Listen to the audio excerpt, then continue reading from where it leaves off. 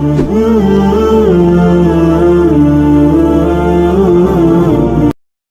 کریم صلی اللہ علیہ وسلم عرب کی کواری لڑکیوں سے زیادہ حیا والے تھے. کواری لڑکیوں سے زیادہ حضور حیا فرمایا کرتے تھے.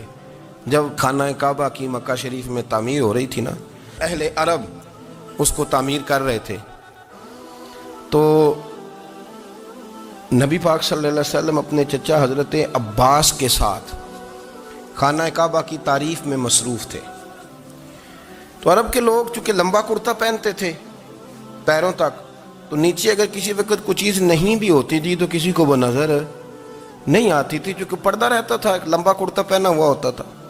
تو جب بچے، سرکار کی عمر مبارک بھی ابھی تھوڑی تھی، تو اس طرح بچے جب نکلتے تو وہ کئی دفعہ اپنی تہمت اتار دیتے نیچے سے، اور کوئی مزدوری کرنے لگتے تو 3-4 طے کر کے نا تہمت کی کندھے پہ رکھ لیتے. جس طرح کبھی دیہاتوں میں لوگ کپڑا سر پہ رکھتے تھے کہ اوپر اگر کوئی وزنی چیز رکھیں گے تو وہ تکلیف نہیں دے گی.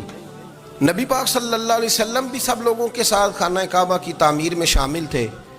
تو حضرت عباس رضی اللہ تعالیٰ عنہ نے کہا حضور سے، ابھی اللہ نے نبوت بھی نہیں فرمایا تھا، بھتیجے آپ بھی تہمت اتاریے، یہ صحیح مسلم میں حدیث موجود، اور اس کو کندھے پہ رکھ لیجیے، آپ اینٹیں اٹھا اٹھا کے لا رہے ہیں تو ذرا آپ کو تکلیف نہیں ہوگی. تو سرکار دو عالم صلی اللہ علیہ وسلم سے یہ بات کہی، اور پھر جلدی سے حضور کی تہمت کو نکال کے نا، حالانکہ لمبا کرتا پہنا ہوا ہے، تو وہ جیسے ہی ان کے کندھے پہ رکھا اینٹیں رکھنے کے لیے، تو سرکار تو زمین پہ گر گئے، بے ہوش ہو گئے، آنکھیں آسمان کی طرف، اور پھر حضور پکار رہے ہیں آزاری آزاری آزاری، میرا تہمت دے دو، میرا تہمت دے دو. کبھی کوئی شخص اس وجہ سے بھی بے ہوش ہوا ہے کہ میرے وجود سے کپڑا اتر گیا ہے؟ حالانکہ سرکار پر وہ بے ہوشی بھی نبی پاک کا وہ جو غلبہ ہے نا شرم و حیا کا، اس کی وجہ سے ہوئی. ورنہ تو حضور فرماتے ہیں کہ میری آنکھیں سو جاتی ہیں، دل تو میرا اس عالم میں بھی جاگتا رہتا ہے. تو سرکار زمین پہ تشریف لے آئے، آنکھیں میرا تہمت دے دو، میرا تہمت دے دو. تو جلدی سے انہوں نے تہمت دیا تو حضور نے باندھ لیا. پھر طبیعت مبارک میں تسلی ہوئی. یعنی ہم اس رسول کے غلام ہیں کہ جن کے تو وجود سے کپڑا اتر جائے تو حضور برداشت نہیں کرتے، قبول نہیں فرماتے، تکلیف شروع ہو جاتی. لیکن یہاں نوجوان ہیں اور بڑا قد کاٹ ہے اور بڑے بڑے سمجھدار لوگ ہیں، گرمی آتی ہیں تو شارٹ کپڑے پہن کے گھومتے ہیں.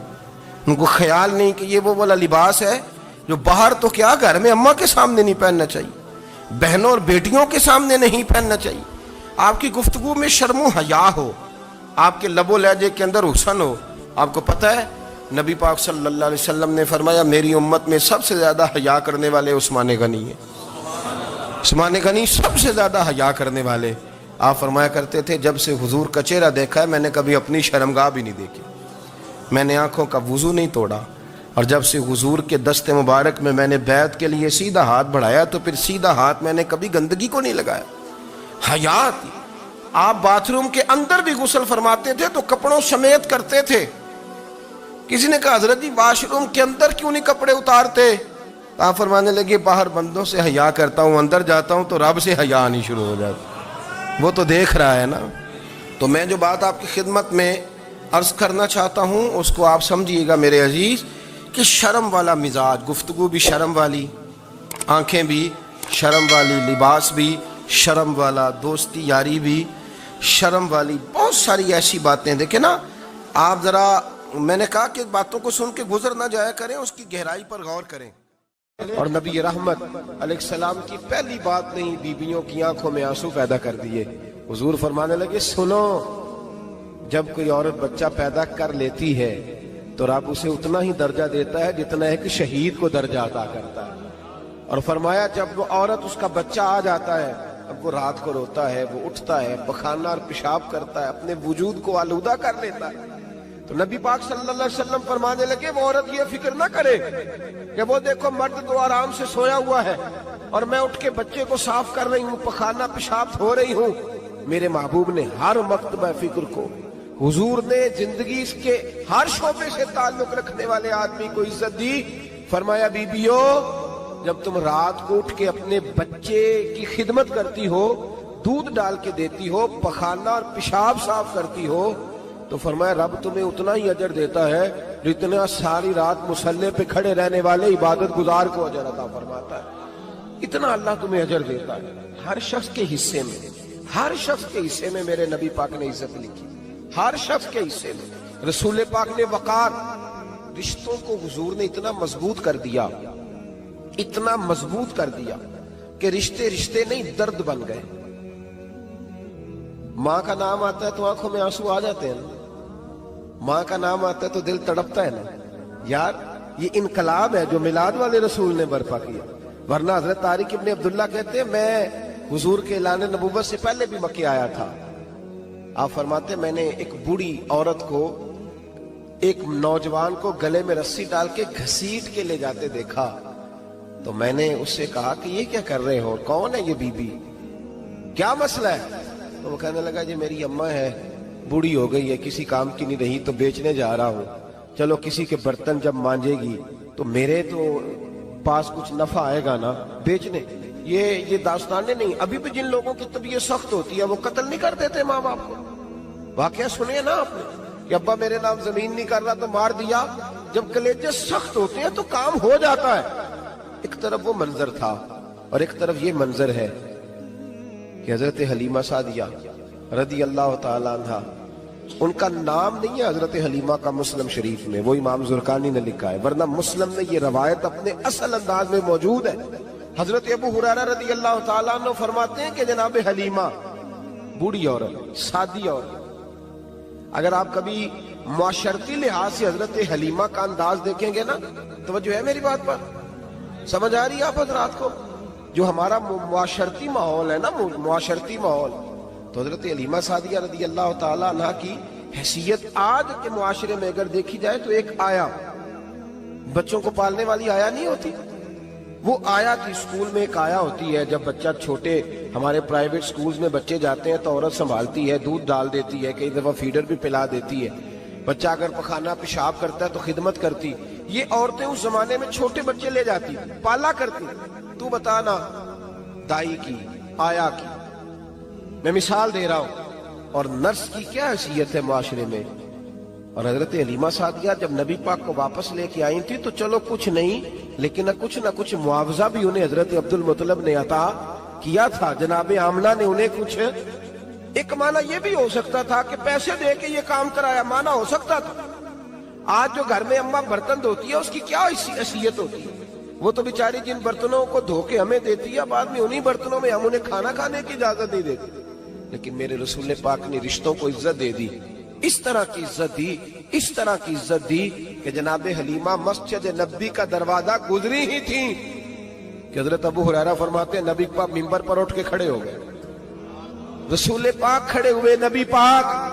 میں کبھی کبھی یہ روایت دیکھتا ہوں تو میرا دل کرتا ہے میں اپنے آپ سے پوچھوں، میرا دل کرتا ہے میں اپنے یاروں دوستوں خطباء سے، واعظین سے، پیروں سے، مشائخ سے پوچھوں کہ تو بھی بتا، جب تو شاگردوں کو پڑھا رہا ہوتا ہے اور تیرے ابا جی آتے ہیں تو کبھی اٹھ کے کھڑا ہوا ہے؟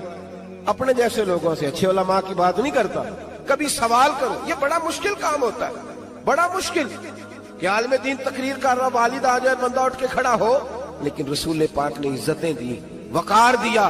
جناب حلیمہ داخل ہوئی تو حضور منبر پہ کھڑے ہوئے اور اتنی تیزی سے حضور آگے بڑھے، اپنی چادر کو اتارا اور پھر میرے رسول نے زمین پہ بچھایا اور پھر حضرت حلیمہ سعدیہ بیٹھ گئی. اور جناب ابو ہریرہ فرماتے جتنی دیر نبی پاک ان کے سامنے بیٹھے رہے اتحیات کی حالت میں بیٹھے رہے. حضور نے رشتوں کو وہ وقار دیا، وہ حسن دیا کہ رشتے درد بن گئے ہیں. اب ماں کا نام دل میں بعد میں آتا ہے، زبان میں بعد میں آتا ہے، آنسو پہلے آتے ہیں. اب ماں کا رشتہ ایک وقار ہے، ایک حسن. الحاوی للفتاوی میں امام جلال الدین سیوطی رحمت اللہ لکھا ہے فتح مکہ کے بعد نا کمال ہو گیا. وَرَأَيْتَ النَّاسَ يَدْخُلُونَ فِي دِينِ اللَّهِ أَفْوَاجًا، فوجوں کی فوجیں دین میں آ گئے. ایک زمانہ تنہائیوں کا ہوتا ہے، ایک عروج کا ہوتا ہے. عروج کے زمانے میں بڑے تعلق، بڑے رش، بڑی باتیں. اب حال یہ تھا فتح مکہ کے بعد کہ پہلے تو ایک آدھ آدمی کلمہ پڑھتا تھا، فوجوں کی فوجیں آتی. ایک دن نہ نبی پاک نماز پڑھانے آئے مسجد میں. میرے نبی پاک صلی اللہ علیہ وسلم جب مسجد میں آئے تو مسجد کھچا کھچ بھری ہوئی، گلیاں بھی بھری، 10,000 کے قریب لوگ مدینے میں جمع ہیں حضور کے پیچھے نماز پڑھنے کے لیے. پڑھیے صلی اللہ علیہ وسلم. نبی پاک صلی اللہ علیہ وسلم تشریف لائے نا، جیسے ہی مسجد میں داخل ہوئے تو 10,000 کا مجمع اٹھ کے کھڑا ہو گیا. ہمارے لیے لوگ کھڑے ہوتے ہیں تو ہماری آنکھیں پرنم نہیں ہوتی، بلکہ ہم اپنا حق سمجھتے ہیں.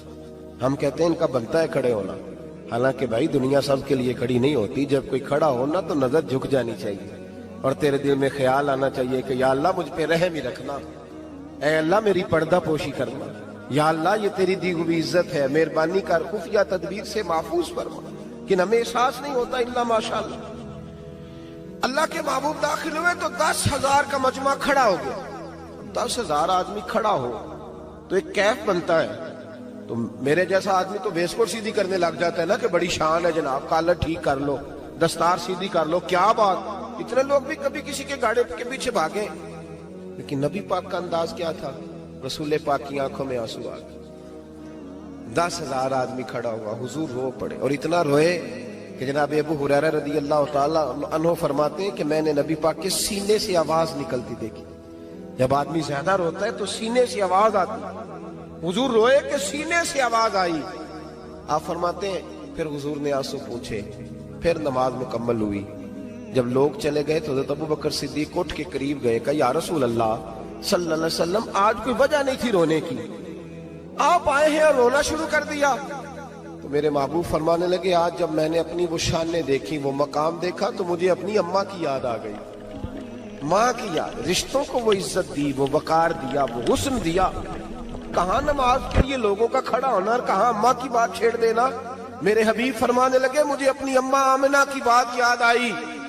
میری ماں نے تو وہ دور دیکھا تھا جب وجود پہ کپڑے بھی پورے نہیں تھے، دل کرتا تھا آج اماں موجود ہوتی، میں نماز پڑھانے آتا، اللہ اکبر کہہ کے نیت باندھتا، سبحانک اللہ کے بعد سورہ فاتحہ پڑھتا اور سورہ فاتحہ مکمل پڑھ لیتا کہ میری اماں آمنہ کو کوئی کام یاد آتا. وہ پردہ سرکا کے کہتی بیٹا محمد میری بات تو سننا. تو محبوب فرماتے اللہ کی عزت کی قسم میں نماز چھوڑ دیتا، پہلے ماں کی بات سن کے آتا. میں چھوڑ دیتا نماز. وقار دے دیا، وقار، وہ حسن بخشا، وہ توانائی بخشی. عرب کے اندر سال کے بعد عورتوں کا ایک میلہ لگتا تھا خانہ کعبہ کے پاس.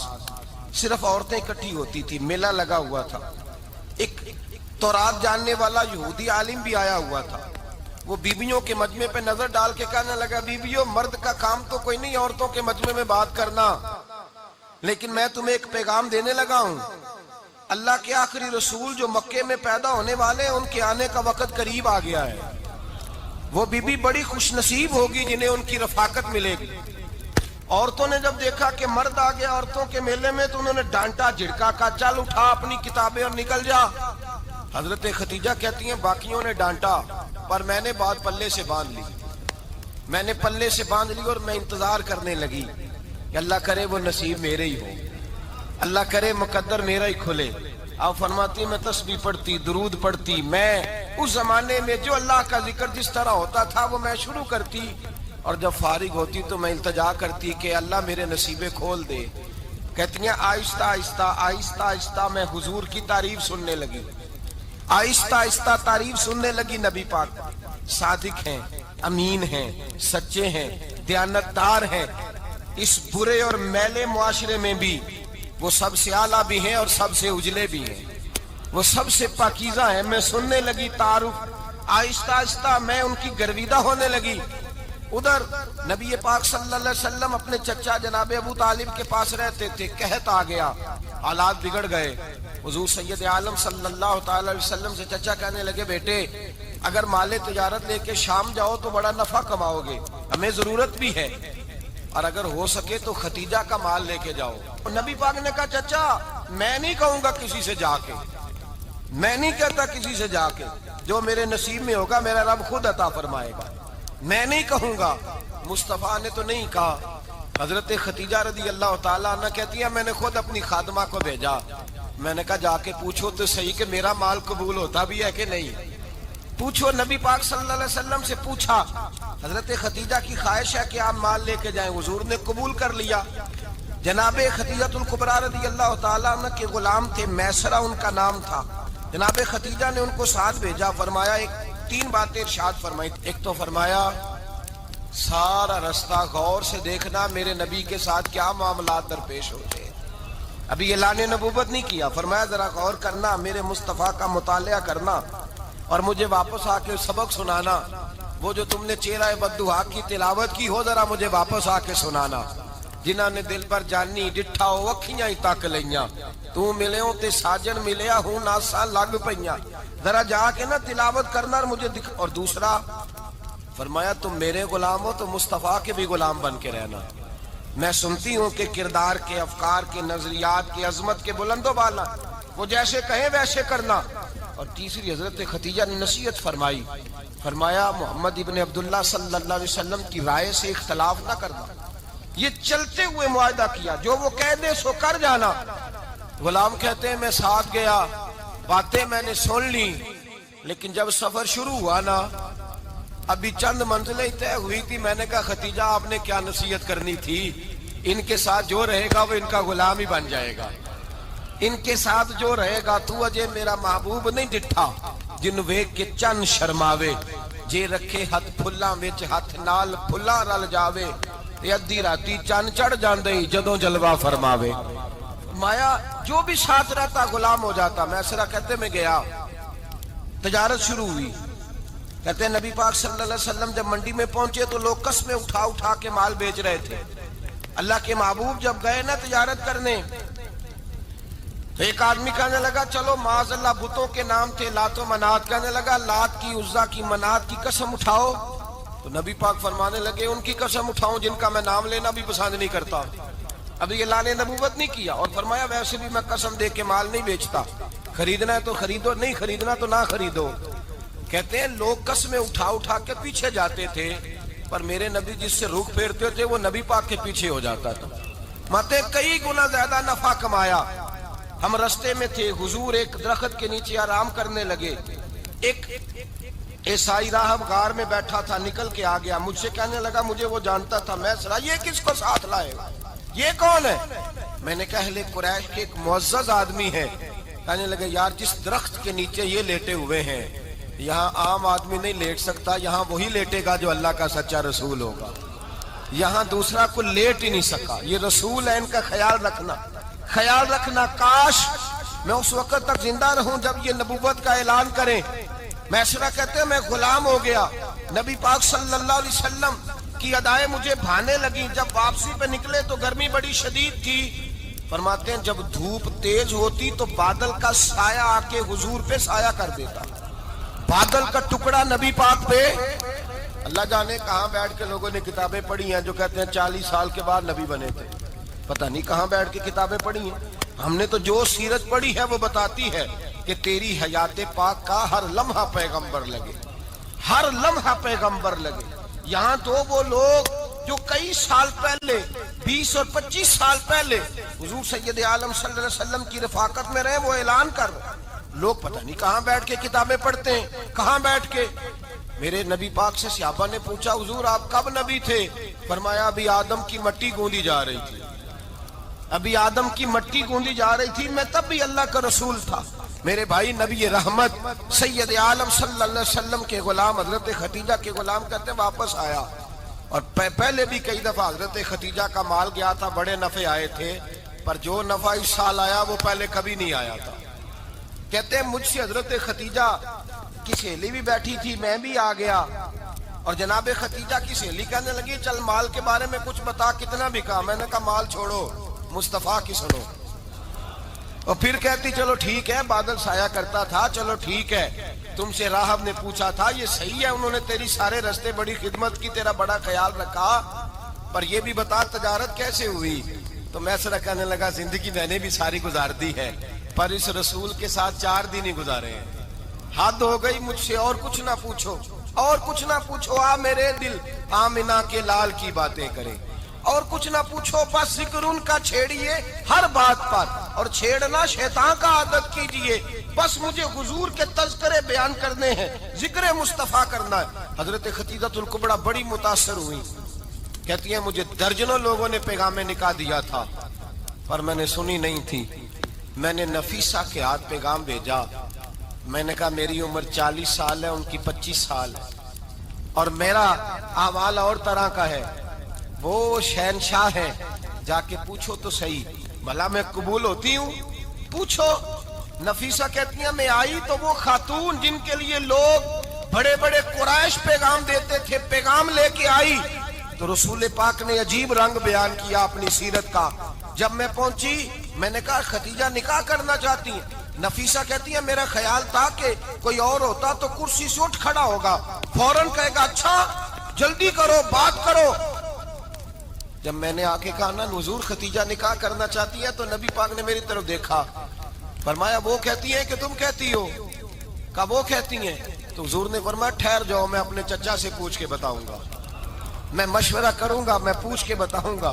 آج بچوں کو کچھ سبق بڑے یاد ہیں, کہتے ہیں پسند کی شادی کرنا حضرت صاحب ناجائز ہے, پسند کی شادی کرنا کو ناجائز ہے. اور میں نے کہا بھائی صرف ایک ہی جائز چیز رہ گئی, اور کوئی شے جائز نہیں. یہ ایک ہی جائز چیز ہے جس کا فتویٰ سارے نوجوان پوچھتے پھرتے ہیں, سارے رانجے بنے پھرتے ہیں, مجنو بنے پھرتے ہیں, سارے مئی وال ہو گئے. اللہ پاک کو ہدایت کی توفیق عطا فرمائے. سارے اس بری لت کا شکار ہو گئے. او بھائی نبی پاک سوائے خدا کے کسی کے پابند نہیں, لیکن میرے مصطفیٰ نے اپنی امت کو یہ درس دیا ہے کہ جو بڑوں کے شفقت کے سائے میں چلتا ہے اللہ اس کی مدد فرمایا کرتا ہے. تجھے کیا پتا تیرا اچھا بھلا کس بات میں؟ کہا نکاح کرنا چاہتی ہوں, فرمایا چچا سے پوچھ کے بتاؤں گا. خدیجہ رضی اللہ تعالیٰ عنہ کہتی ہیں انہوں نے پوچھا.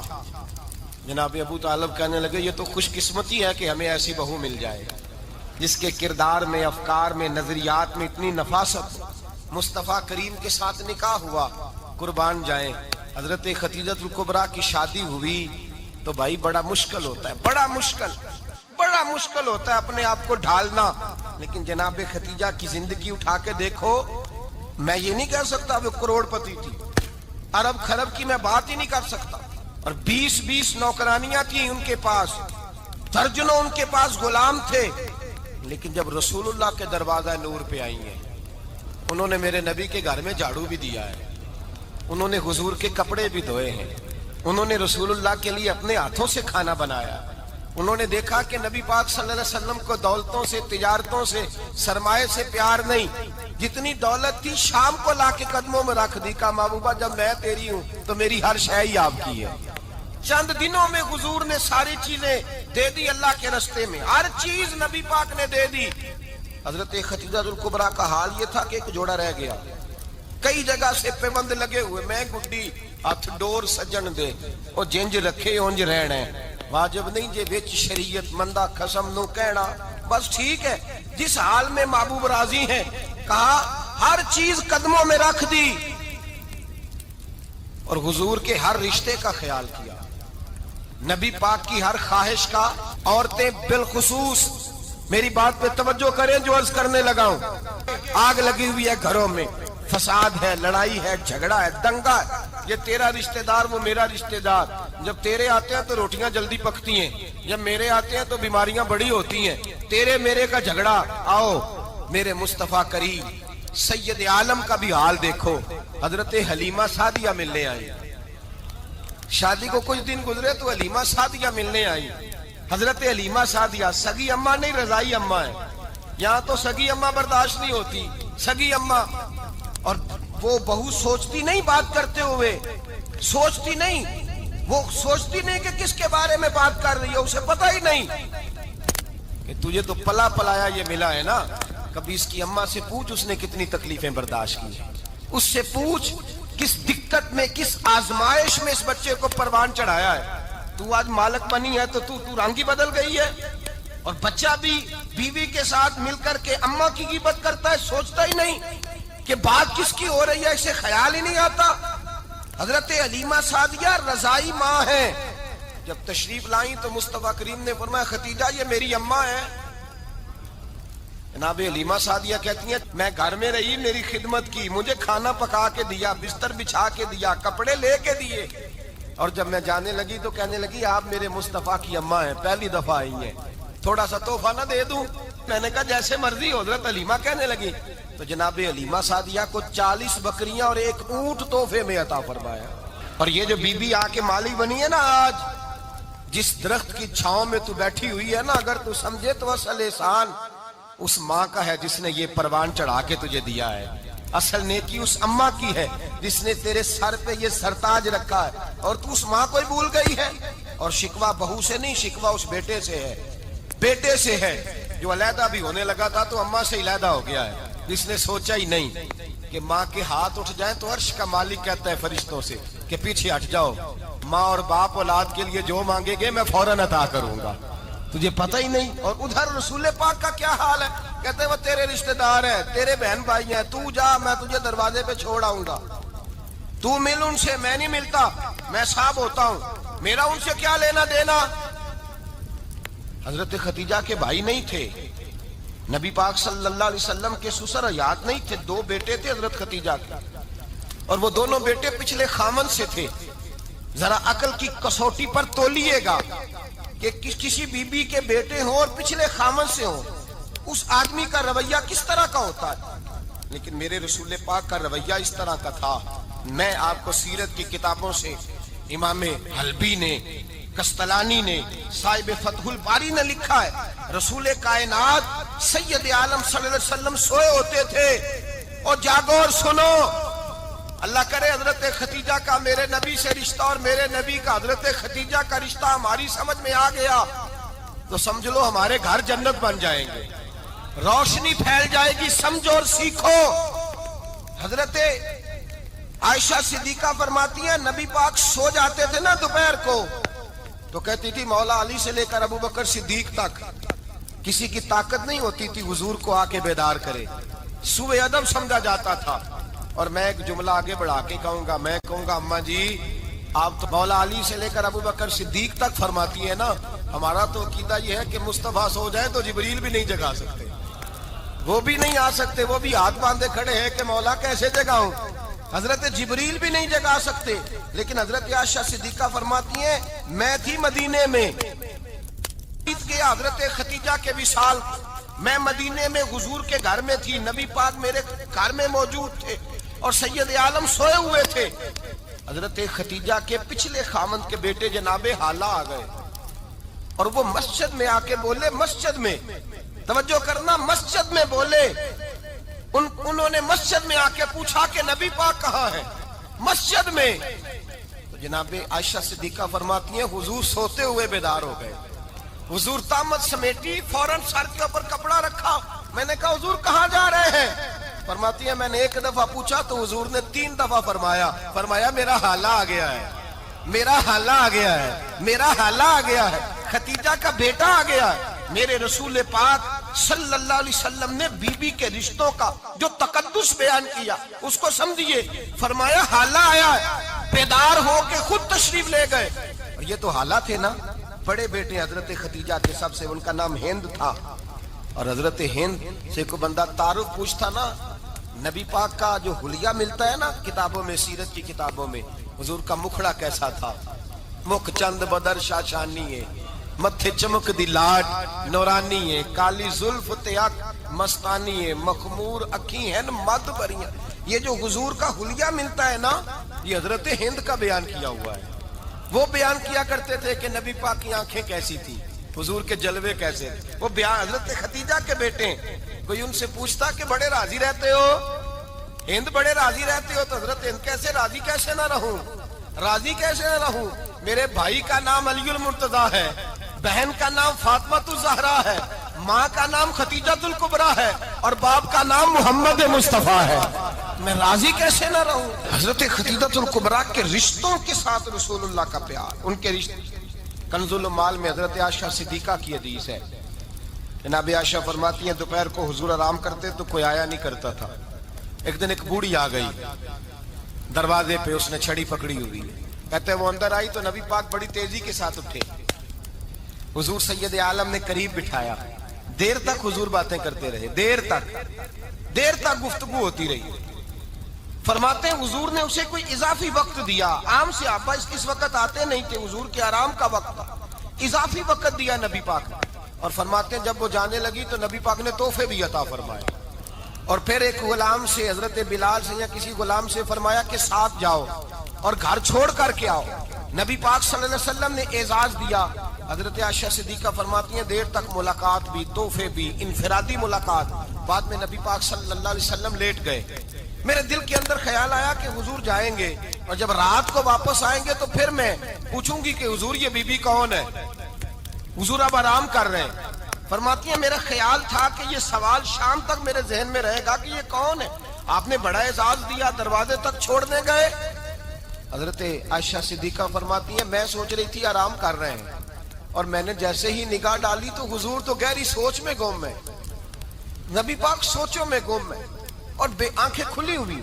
فرماتی ہے میں قریب جا کے بیٹھی، قدموں پہ ہاتھ رکھا. میں نے کہا محبوبہ یہ بی بی کون تھی؟ اتنی دیر آپ نے ملاقات کی اور وہ چلی گئی ہے تو ابھی خیالات ہیں، تصورات ہیں. فرماتی ہے میں نے پوچھا تو مصطفیٰ کی آنکھوں میں آنسو آ گئے. نبی پاک رو دیے، اٹھ کے بیٹھ گئے. میں نے کہا حضور کیا ہوا؟ میں نے تو آپ کو پریشان کر دیا، میں معذرت چاہتی ہوں. حضور نے فرمایا عائشہ ایسی کوئی بات نہیں. اس بی بی کے بارے میں پوچھتی ہو جسے میں نے زیادہ عزت دی ہے، زیادہ پیار کیا ہے، ذرا زیادہ اس کے ساتھ میں نے توجہ کی ہے. ہاں یا رسول اللہ میں نے انفرادی رنگ دیکھا ہے، روٹین سے بڑھ کر آپ نے محبت فرمائی. تو میرے مصطفیٰ نے فرمایا یہ جو عورت آئی تھی نا، جو میرے پاس بیٹھی رہی ہے، یہ میری زوجہ جناب خدیجہ کی سہیلی ہے. یہ حضرت خدیجہ کی سہیلی ہے، جناب خدیجہ کی سہیلی. فرمایا یہ مکے میں خدیجہ سے ملنے آیا کرتی تھی. خدیجہ اسے وقت دیتی تھی، پاس بٹھاتی تھی، کھانا کھلاتی تھی، دکھ سکھ سنتی تھی. اور تھوڑی غریب ہے، جب یہ جاتی تھی تو خدیجہ تحفے بھی دیتی تھی. فرمایا آج جب یہ آئی ہے تو خدیجہ کی یادیں تازہ ہو گئی. دیر تک میں نے اس سے بات کی ہے، گفتگو کی، جاتے دفعہ تحفہ دیا ہے. اس لیے کہ حسن العہد من الایمان، اچھے طریقے سے وعدہ نبھانا یہ بھی ایمان کا حصہ ہے. اچھے طریقے سے عہد نبھانا، تعلقات نبھانا یہ بھی ایمان کا حصہ ہے. حضرت خدیجہ کی سہیلیوں سے رسول اللہ صلی اللہ علیہ وسلم کا رشتہ. پہلی وحی نازل ہوئی نبی پاک پر. اب حضور جب ابتدائے وحی کے ایام آئے تو حضرت خدیجہ فرماتی ہیں رسول پاک غار حرا میں چلے جاتے، کئی کے دن وہاں رہتے. پہلی وحی آئی تو قرآن مجید کی تاثیر یہ ہے کہ لو انزلنا ھذا القرآن علی جبل لرأیتہ خاشعا متصدعا من خشیۃ اللہ. فرمایا اگر میں پہاڑوں پہ نازل کروں قرآن کو تو وہ بھی میرے خوف سے ریزہ ریزہ ہو جائے. اتنی تاثیر ہے. جب حضور کے قلب اطہر پر آیا تو نبی پاک کامتے ہوئے گھر آئے. زملونی زملونی، مجھے چادر اڑاؤ چادر اڑاؤ. حضرت خدیجہ نے چادر دی، بیٹھ گئے. کہا خدیجہ آج کوئی آنے والا آیا ہے. اقرأ بسم ربک الذی خلق، یہ آیات اس نے مجھے دی ہیں اور میں بڑے خوف کے عالم میں ہوں. حضرت خدیجہ کے لفظ بڑے حسین ہیں. جناب خدیجہ الکبریٰ رضی اللہ تعالیٰ عنہ کیا فرماتی ہیں؟ کہتی ہیں یا رسول اللہ صلی اللہ علیہ وسلم آپ غم نہ کریں، رب آپ کو رسوا نہیں کرے گا، عزتیں عطا کرے گا. اور دلیل کیا ہے؟ حضرت خدیجہ فرمانے لگی دلیل یہ ہے کہ آپ غریبوں کی مدد کرتے ہیں، مسکینوں کا خیال رکھتے ہیں، اور محبوبہ کمزوروں کا بوجھ آپ اٹھاتے ہیں. جس کے اندر یہ خوبیاں ہوتی ہیں اللہ اسے عزت ہی عطا فرمایا کرتا ہے. حضرت خدیجہ الکبریٰ رضی اللہ تعالیٰ عنہ سب سے پہلے نبی پاک پہ ایمان لائی. بڑا مشکل ہوتا ہے. ہمارے جو فلسفے کے لوگ ہیں وہ کہتے ہیں بہت بڑا ولی اللہ بھی ہو تو بیوی اس کی مان جائے، یہ مشکل ہوتا ہے کام، یہ مشکل ہوتا ہے. حضرت خدیجہ الکبریٰ رضی اللہ تعالیٰ عنہ سب سے پہلے ایمان. اور کس طرح کا ایمان؟ کس طرح کا ایمان؟ ابن ماجہ میں روایت ہے، غور کرنا. حضرت قاسم نبی پاک صلی اللہ علیہ وسلم کے صاحبزادے، حضور کی 6 اولادیں، 4 بیٹیاں 2 بیٹے حضرت خدیجہ سے ہوئے، 4 بیٹیاں اور 2 بیٹے. دھوکہ دیتے ہیں بعض لوگ، کہتے ہیں حضرت خدیجہ کی ایک ہی بیٹی تھی. حضرت قاسم حضور کے بیٹے تھے، وہ وصال کر گئے. حضرت خدیجہ ابھی دودھ پلاتی تھیں کہ شہزادے پردہ کر گئے. ایک دن گھر میں بیٹھی ہوئی تھی تو کہنے لگی یا رسول اللہ صلی اللہ علیہ وسلم میرے بیٹے قاسم کے حصے کا دودھ میرے وجود میں بھر آیا ہے، کاش میرا رب اتنا موقع دیتا کہ میرا بیٹا مدت رضاعت ہی پوری کر لیتا، وہ دودھ پی لیتا. نبی پاک نے فرمایا خدیجہ تو غم نہ کر، اللہ تبارک و تعالیٰ نے تیرے بیٹے کی مدت رضاعت جنت میں پوری کر دی ہے، جنت میں پوری کر دی ہے. اور نبی پاک نے اپنا اختیار بیان فرمایا ابن ماجہ میں.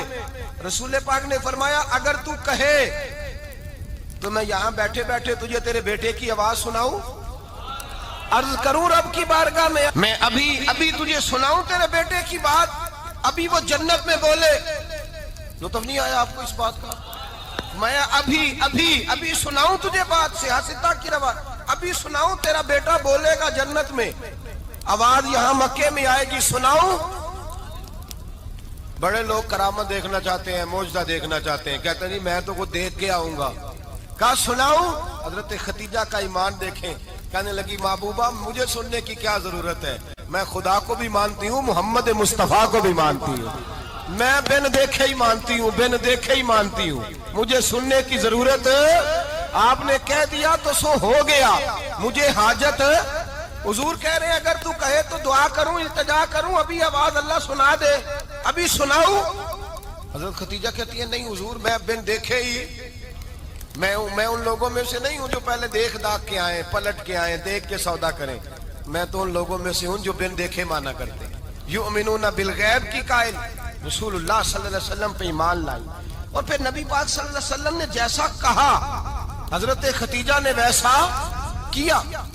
اور حضرت عائشہ کی روایت ایسی بھی ملتی ہے، جناب عائشہ سے کسی نے پوچھا تھا کسی نے جنت کی نعمتیں بھی کھائی ہیں؟ تو حضرت عائشہ کہنے لگی ہاں، ایک دفعہ نبی پاک نے جنت کے انگوروں کا خوشہ توڑ کے حضرت ختیجہ کو کھلائے تھے، وہ انگور وہاں سے توڑ کے جناب ختیجہ کو حضور نے انگور کھلائے، نبی پاک صلی اللہ تعالی علیہ وسلم پر ایمان لائی، ہر موقع پر حضور کا ساتھ دیا، تکلیفیں دیکھی، آزمائشیں دیکھی۔ حضرت ختیجہ کا جو وقت حضور کے ساتھ گزرا ہے نا، وہ سارا آزمائشوں کا وقت، 15 سال شادی کو ہوئے تو نبی پاک نے اعلان نبوت کیا، باقی کے 10 سال 25 سال کی رفاقت رہی، سخت مسئلہ تھا، کفار کی مخالفت، بہت زیادہ مال تھا، پھر غربت آئی، پورا مکہ سلوٹ کرتا تھا، پھر وہ سارا شہر مخالفت کرنے لگا، حضرت ختیجہ الکبریٰ ڈٹ کے رسول اللہ کا ساتھ دیتی، ہر موقع پر کسی جگہ شکوہ نہیں کیا۔ یہاں عورتیں بول پڑتی ہیں، کہتی ہیں جب سے تیرے گھر آئی ہوں سکھ نہیں دیکھا، جب سے یہاں آئی ہوں کچھ نہیں دیکھا، جب سے یہاں آئی ہوں بڑی آزمائش میں ہوں۔ حضرت ختیجہ الکبریٰ مال لے کے آئی ہیں، لیکن انہوں نے دیکھا کہ مصطفیٰ کو غریبی پسند ہے تو غریب ہو گئی، جیم جان دا کچھ وسا نہیں ہوں، جان یار نو دے تے شاد ہو جا، اسے دل دے ہیں فساد سارے، دل دربر نو دے تے آزاد ہو جا، جیو رکھے آباد تے رو وسدا تے جدو کرے برباد ہو جا۔ کہا یا رسول اللہ جس بات میں آپ راضی ہیں میں بھی اسی بات میں راضی ہوں۔ جناب ختیجہ رضی اللہ تعالیٰ عنہ مکمل وقت رسول اللہ کا ساتھ دیا، شیب ابی طالب کے 3 سال قید میں گزارے۔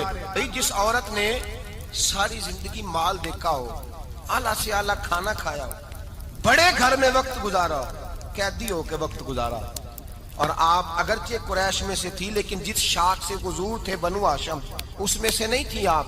حضرت ختیجہ رضی اللہ تعالی عنہا یہ کہہ سکتی تھی کہ یہ بائیکاٹ جو 3 سال مکے والوں نے کیا اور ایک چھوٹی سی وادی میں قید کر دیا ہے بنو ہاشم کو، تو یہ میرا بائیکاٹ نہیں ہے۔ نبی پاک صلی اللہ تعالی علیہ وسلم نے اجازت بھی دی کہ اگر تم چاہو تو علیحدہ رہ سکتی ہو، بائیکاٹ تو میرا ہے۔ لیکن حضرت ختیجہ نے کہا نہیں، تیرے قدموں میں رہوں، غیر کی ٹھوکر پہ نہ ڈال، جھڑکیاں کھاؤں کہاں چھوڑ کے صدقہ تیرا، اور تیرے قدموں میں جو ہے وہ غیر کا منہ کیا دیکھے، کون نظروں پہ چڑھے دیکھ کے تلوا تیرا۔ کہ حضور میں نے نہیں جانا، 3 سال پتے کھا کے وقت گزارا، 3 سال پانی پی کے وقت گزارا۔ آپ فرماتی ہیں کئی راتیں ایسی بھی گزری جن میں ختیجہ نے کھایا ہی کچھ نہیں، وقت گزار دیا، زندگی گزار دی، 3 سال ایک لمحے کے لیے شکایت نہیں کی۔ او بھائی ایسی وفادار ماں کا تو روز ذکر ہونا چاہیے۔ ایسی اعلیٰ حضرت فرماتے ہیں حق گزارے رفاقت پہ لاکھوں سلام، حق گزارے رفاقت پہ۔ اچھا میں دعا کرنے لگا ہوں کہ آپ سارے حضرت ختیجہ پہ سلام پڑھیں۔ حق گزارے رفاقت پہ لاکھوں سلام، لاکھوں سلام۔ حضرت ختیجہ الکبریٰ رضی اللہ تعالیٰ عنہ نے حق ادا کیا، صحیح ماں، پہلی ماں، کہف امن و امان، حق گزارے رفاقت پہ لاکھوں سلام۔ حضرت ختیجہ الکبریٰ رضی اللہ تعالی حق ادا کیا۔ 3 سال کا وقت سوشل بائیکاٹ کا وقت تھا، سوشل بائیکاٹ۔ لیکن حضرت خدیجۃ الکبریٰ نے حضور کے ساتھ ٹائم گزارا. بائیکاٹ ختم ہوا, آسانی کا وقت آیا تو خدیجہ بیمار ہو گئی. ام المومنین سیدنا خدیجہ رضی اللہ تعالیٰ عنہ علیل ہوئی, علالت شدید ہوئی تو نبی پاک آ کے سرانے بیٹھے. قربان جاؤں, آج لوگ اتنی نوکری نہیں کرتے جتنا احسان جتلاتے ہیں. کہتے ہیں وہ فلاں مولوی صاحب کو روٹی میں دیا کرتا تھا, وہ فلاں آدمی کے ساتھ اس کو تو آگے پہنچایا ہی میں نے. کریڈٹ پکڑ پکڑ کے لوگ اپنے کھاتے میں ڈالنے کے چکر میں ہوتے ہیں. لوگ اس قدر زیادہ پیار نہیں کرتے جتنا جتلاتے ہیں. حضرت خدیجۃ الکبریٰ نے سکھایا ہے انداز امت کو کہ وفا کیا ہوتی ہے. حضرت خدیجہ نے ساری زندگی نوکری کی, ساری زندگی وفا کی. وقت وصال آیا, حضور کو بلایا. اللہ کے محبوب تشریف فرما ہوئے. صاحب ابن الشام کہتے ہیں حضرت خدیجہ رو پڑی, کہنے لگی محبوبہ میں نبی کی بیوی تھی, میں خدمت کا حق نہیں ادا کر سکی, کوئی غلطی ہو گئی ہو تو مجھ سے درگزر کر دیا جائے, مجھے معاف کر دیا جائے. یہ کہہ کے رونے لگی. نبی پاک نے فرمایا تو غلطی کی بات کرتی ہے, خوش ہو جا, میرے رب نے وعدہ فرمایا ہے کہ تو دنیا میں بھی میری بیوی ہے تو جنت میں بھی تو ہی میری بیوی بنے گی. وعدہ کیا ہے اللہ تبارک و تعالی, میں نے تجھے پسند کیا ہے, جنت میں بھی تو ہی میری بیوی ہے. میرے نبی کریم سید عالم صلی اللہ علیہ وسلم نے حضرت خدیجۃ الکبریٰ رضی اللہ تعالیٰ عنہ سے اس قدر زیادہ. حضرت عائشہ فرماتی ہیں اکثر گھر میں اکثر نبی پاک حضرت خدیجہ کا ذکر چھیڑ دیتے.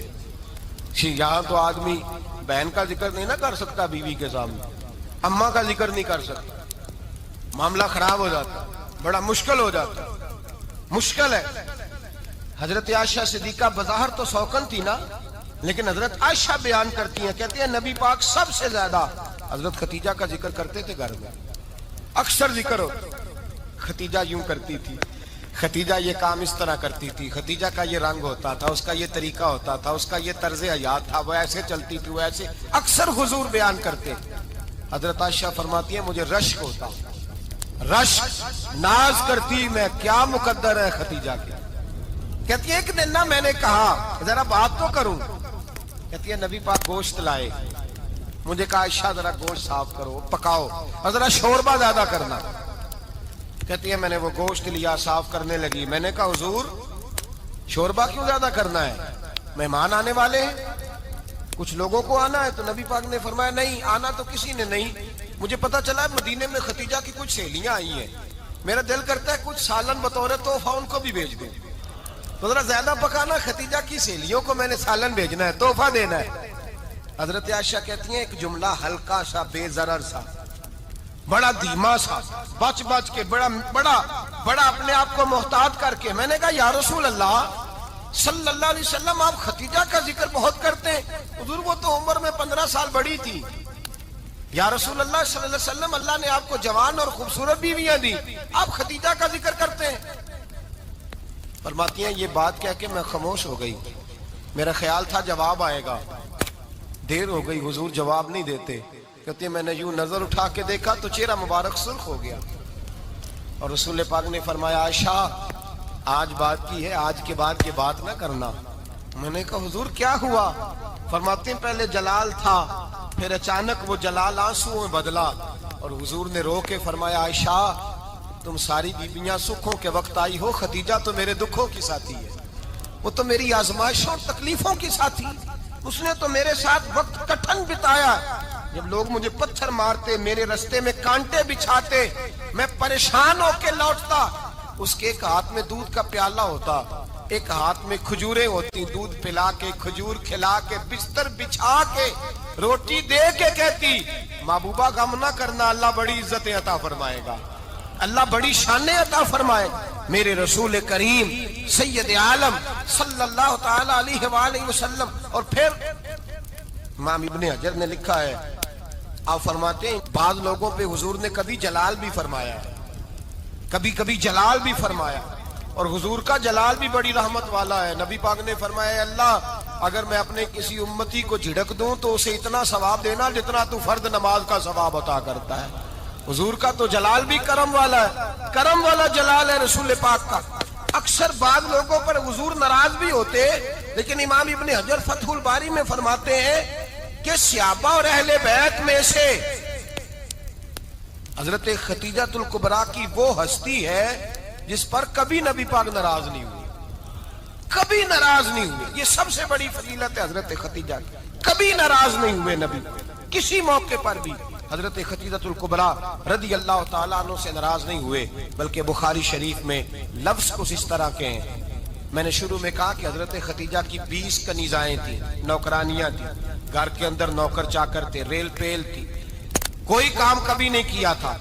حضرت خدیجہ الکبریٰ نے ایک دن کھانا پکایا، اور کھانا پکا کے اپنے ہاتھوں سے جب نکلی نا اور آ رہی تھی حضور کو کھانا دینے، تو بخاری میں موجود ہے جب حضرت خدیجہ آئیں تو نبی پاک نے فرمایا خدیجہ تیرے آنے سے پہلے حضرت جبریل آ گئے، اور وہ کہہ رہے ہیں یا رسول اللہ خدیجہ برتن میں کھانا لے کے آ رہی ہے، اور جب وہ کھانا لے کے آ جائے تو اسے کہہ دیجئے گا اس کا رب اسے سلام کہتا ہے، اس کا رب اسے اللہ اکبر، جس کو اللہ سلام کہے. فاضل بریلوی فرماتے ہیں حق گزارے رفاقت پہ لاکھوں، حق گزارے رفاقت پہ لاکھوں سلام، حق گزارے رفاقت پہ لاکھوں سلام. حضرت خدیجہ الکبریٰ رضی اللہ تعالیٰ عنہ کو رب تعالیٰ کے سلام آئے. محسنہ، اس امت کی محسنہ. اللہم صلی علی سیدنا و مولانا محمد. اللہم صلی علی سیدنا و مولانا محمد. اللہ کے شیر حیدر کرار پر درود، اللہ کے شیر حیدر کرار پر درود، اللہ کے شیر حیدر کرار پر درود.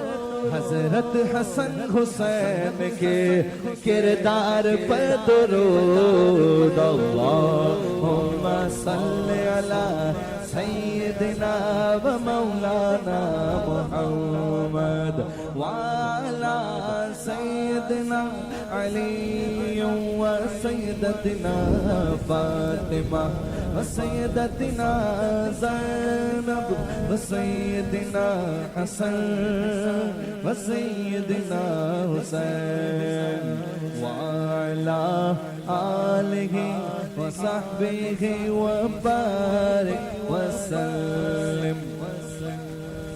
سلام نیاز ہے زینب کی بارگاہ میں، سلام نیاز ہے جو مرتضیٰ کی لاڈلی زہرا کا ناز ہے.